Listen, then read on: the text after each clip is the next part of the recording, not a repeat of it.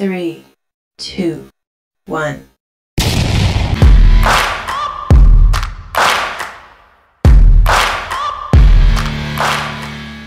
Good day po sa inyong lahat mga kabags TV, at ngayong araw po ay magre-review po muli tayo ng motor mula naman po ito sa Honda. Walang iba kundi ang isa sa pinagmamalaki nila mga kabags TV, ang Honda CBR 650R. Diba?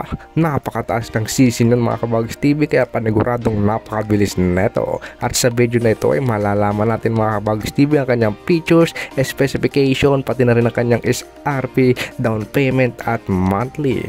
Kung bago ka pa lang po sa akin channel ay subscribe ka na and click the notification bell for more upcoming videos. At huwag na natin itong patagalin mga kabags TV at umpisahan na natin sa kanyang engine and performance. Heto na nga mga kabags TV ang kanyang displacement dahil meron itong 649cc.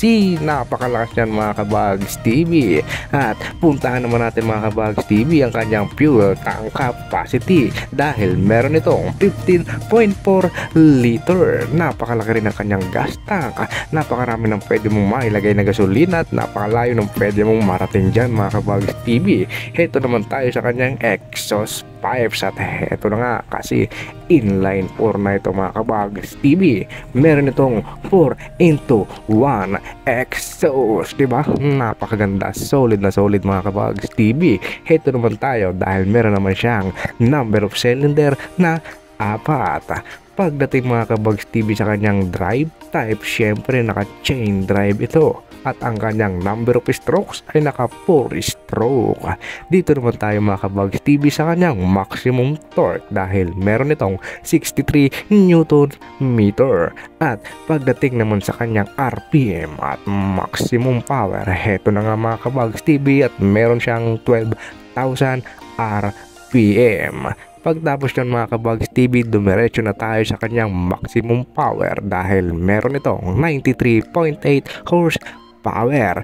At pagdating naman mga kabags TV sa kanyang valve configuration ay naka double overhead cam na ito. At ang kanyang injection type, syempre fuel injection. At ang kanya namang cooling system, syempre dapat naka liquid cool dyan. At ang kanyang clutch type ay naka wet multi-plate. Pagdating mga kabags TV sa kanyang compression ratio ay meron itong 11.6:1. At ang kanyang valve per cylinder ay meron siyang 4. At heto na nga, puntahan na natin mga kabags TV ang kanyang bore and stroke dahil meron itong 67mm by 46mm.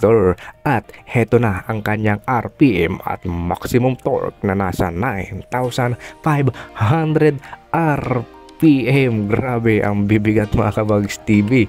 At pagkatapos niyan, dumako na tayo mga kabags TV sa kanyang dimension dahil ang category nga nito ay tinatawag na sport. Pagkatapos nga ng mga kabags TV ay dumiretso na tayo sa kanyang ground clearance dahil meron itong 130mm. Pagdating naman sa kanyang seat height ay nasa 810mm yan mga kabags TV. At ang kanya namang wheelbase ay nasa 1,450mm.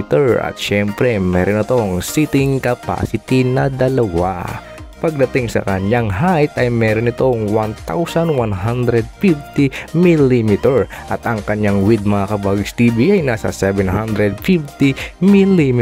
At ang kanyang length ay nasa 1,120mm naman. At ang kanyang curb weight mga kabags TV ay nasa 208 kilogram.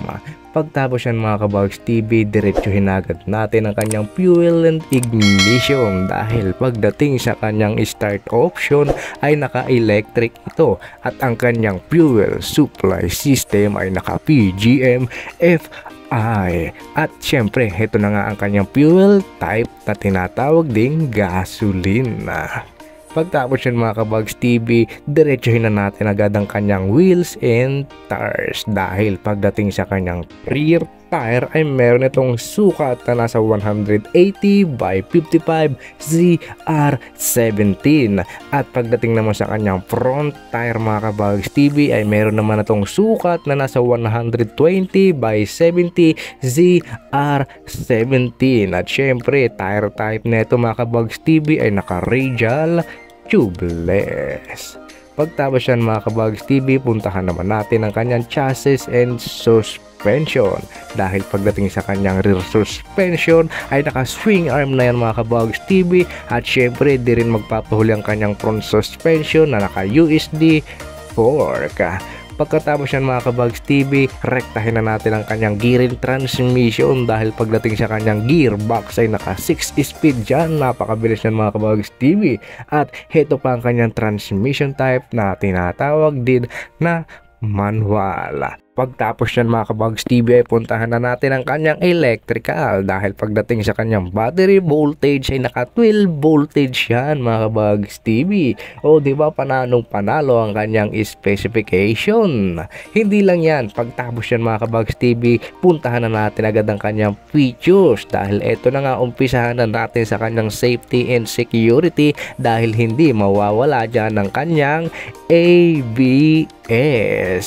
At syempre naka-riding mode ito na Road Sport at hindi rin mawawala dyan ang kanyang pass switch, engine check warning at syempre ang kanyang side reflectors. Pagtapos yan ay dito naman tayo sa kanyang console dahil pagdating sa kanyang odometer ay naka-digital na yan, pati na rin ang kanyang speedometer, digital na rin mga kabags TV, same lang din ang kanyang fuel gauge na naka-digital na at hindi mawawala dyan ang kanyang trip meter, navigator, display screen at oil change indicator.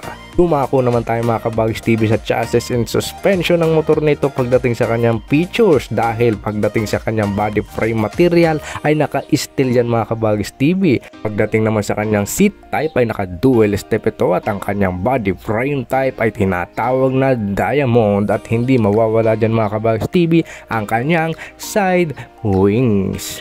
Pagtapos yan mga kabags TV, puntahan naman natin ang kanyang brake system. Ang kanyang rear brake ay meron siyang disc at ang kanyang namang front brake mga kabags TV ay meron naman itong dual disc. Pagtapos yan mga kabags TV, dumako naman tayo sa kanyang electrical dahil meron siyang headlamp na naka-LED na mga kabags TV, same lang din mga kabags TV ng kanyang tail lamp na naka-LED na at hindi mawawala dyan ang kanyang indicator light at adjustable headlights. Pagtapos nga mga kabags TV ng kanyang mga pangmalakasan at pangmabigat ang specification at features ay dumako na tayo mga kabags TV sa kanyang RB dahil nagkakahalaga ang motor na ito ng 549,000 pesos. At hindi lang yan, bukod sa kanyang cash system, meron syempre din itong installment.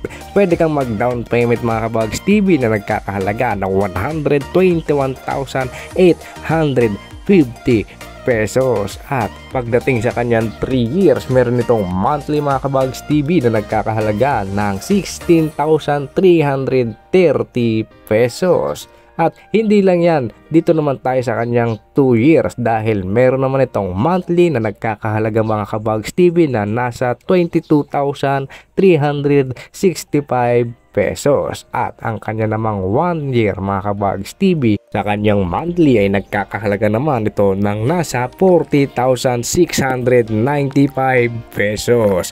At ito na nga mga kabags TV, kung ito yung pinapangarap mong motor, walang imposible dyan, kayang-kaya mo yan. At hanggang dito na lang po muna ang ating video mga kabags TV. Sa mga hindi pa po nagsasubscribe dyan, subscribe na po kayo sa aking channel and click the notification bell for more upcoming videos. At hanggang sa muli, ito po si Bags TV. Salamat po.